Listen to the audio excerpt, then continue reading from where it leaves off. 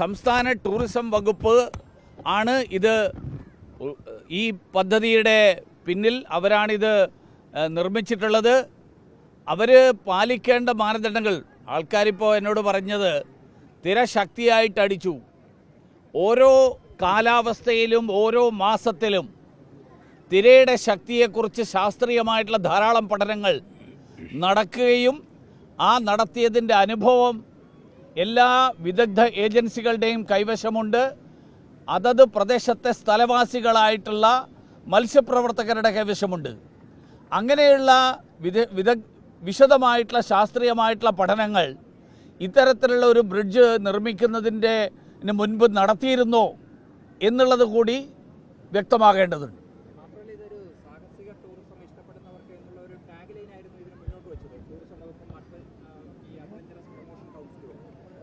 കടലിലേക്ക് ഇറക്കി നിർമ്മിക്കുന്ന ഒരു ഇത് കടലിലെ തിരമാലകൾ തകർന്നു പോകും, തിരമാലകൾ അടിക്കുമ്പോൾ തകർന്നു പോകണമെങ്കിൽ പിന്നെ എന്ത് നിർമ്മാണമായിരുന്നു? അല്ല, അതുകൊണ്ടാണ് ഞാൻ പറഞ്ഞത് സാഹസിക ടൂറിസം ലോകം മുഴുവൻ അംഗീകരിക്കപ്പെട്ടിട്ടുള്ള, ലോകം മുഴുവൻ പ്രചാരം നേടിയിട്ടുള്ള ഒരു ടൂറിസം മേഖലയാണ്.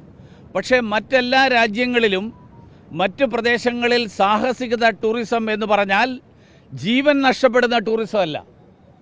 സാഹസിക ടൂറിസത്തിൻ്റെ അർത്ഥം എന്തു വേണമെങ്കിലും ആവാന്നല്ല, പകരം നിങ്ങൾ ധൈര്യത്തോടുകൂടി പോകാം, പക്ഷേ നിങ്ങളുടെ ജീവൻ ഞങ്ങൾ സുരക്ഷിതമായിട്ട് കാത്തു സൂക്ഷിക്കും എന്നുള്ള ഉറപ്പ് നൽകിക്കൊണ്ടാണ് ഇത്തരത്തിലുള്ള അഡ്വഞ്ചർ ടൂറിസം എന്ന് പറയുന്ന ഈ അഡ്വഞ്ചർ ടൂറിസം നടക്കുന്നത്.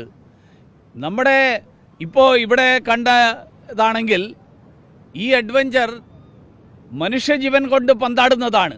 അങ്ങനെയല്ല അഡ്വഞ്ചർ ടൂറിസം നടത്തേണ്ടത്. അതുകൊണ്ട് ബഹുമാന്യനായിട്ടുള്ള ടൂറിസം മന്ത്രി മനസ്സിലാക്കേണ്ടത്, ടൂറിസം എന്ന് പറഞ്ഞാൽ ഉത്തരവാദിത്ത ടൂറിസം എന്നുള്ള ഒരു കാര്യം കൂടി ടൂറിസത്തിൻ്റെ വികസനവുമായിട്ട് ബന്ധപ്പെട്ടിട്ടുണ്ട് എന്ന് അദ്ദേഹം തിരിച്ചറിയണം. ഇതിലെ മിനിസ്റ്റർ വളരെ പ്രധാനമെന്ന് പറഞ്ഞാൽ കാലാവസ്ഥ നോക്കണം, ഒന്ന്. രണ്ട്, ഈ കയറുകളൊക്കെ ബലമുണ്ടോ ഇല്ലേ എന്ന് പരിശോധിക്കണം. ഇതിൽ അങ്ങനെയെങ്കിൽ നിരന്തരമായി പരിശോധിക്കുന്നതിൽ ഒരു വീഴ്ച വന്നിട്ടില്ലേ? അല്ല, അതാണ് ഞാൻ പറഞ്ഞത്. ഈ തിരമാലകളുടെ ശക്തി ഓരോ കാലാവസ്ഥയിലും ഓരോ കാലഘട്ടത്തിലും, ഇപ്പോൾ ഇത് മാർച്ച് മാസമാണ്. മാർച്ച് മാസത്തിലെ തിരമാലയുടെ ശക്തി ആയിരിക്കില്ല ഒരുപക്ഷെ ജൂൺ മാസത്തിലെ തിരമാലയുടെ ശക്തി. അപ്പോൾ ഓരോ കാലാവസ്ഥയിലും ഓരോ കാലഘട്ടത്തിലും ഓരോ മാസത്തിലും എത്ര ശക്തിയിലാണ് തിരമാലകൾ വരുന്നത്. രാവിലത്തെ ശക്തിയായിരിക്കില്ല വൈകുന്നേരം. വേലി ഏറ്റ സമയത്തും വേലി ഇറക്ക സമയത്തും വ്യത്യസ്തമായിട്ടുള്ള രീതിയിലാണ് കടൽ പെരുമാറുന്നത്.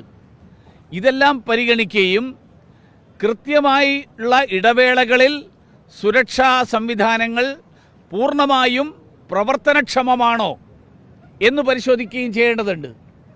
പക്ഷേ നമ്മുടെ നാട്ടിൽ 22 പേരുടെ ജീവൻ നഷ്ടപ്പെട്ടിട്ടും ആർക്കും ഒരു ഉത്തരവാദിത്വം ഇല്ല.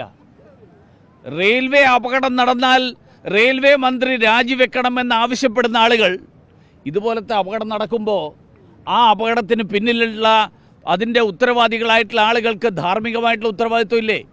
ഈ നാട്ടിലെ ജനങ്ങളുടെ ജീവൻ കൊണ്ട് ഇങ്ങനെ പന്താടാം എന്നുള്ള സമീപനം, ആ സമീപനം ശരിയല്ല.